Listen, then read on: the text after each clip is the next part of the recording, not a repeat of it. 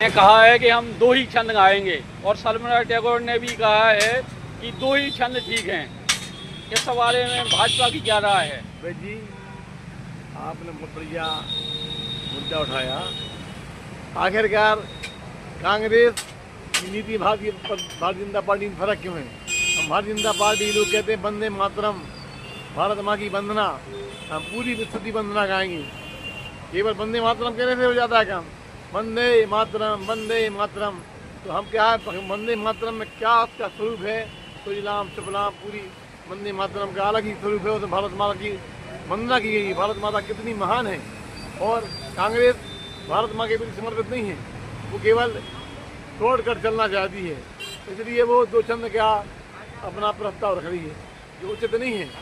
उचित ये है पूरी वंदे मातरम होना चाहिए। जनगण के लिए आप दो शब्द कह दो, लेकिन जो राष्ट्रगीत है, राष्ट्रगान है, इनका पूरा उच्चारण होना चाहिए और उसको समझना चाहिए कि आखिर 3 मिनट के वंदे मातरम में क्या क्या छिपा हुआ है, क्या क्या उसमें समर्पण है।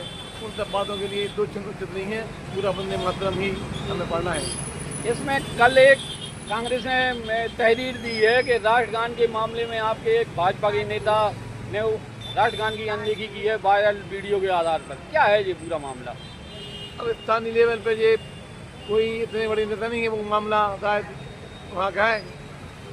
नहीं तो ये इसमें वास्तविकता है कि ये अभी AI से उनकी फोटो बनी है, क्या है जिसकी कोई जानकारी नहीं है। किसी ने AI से बनाई होगी। भारतीय जनता पार्टी का कोई कार्यकर्ता हो या नेता हो, वो देश के प्रति समर्पित है। चाहे राष्ट्रगान हो चाहे राष्ट्रगीत हो, कभी भी किसी अवहेलना किसी ने नहीं की है।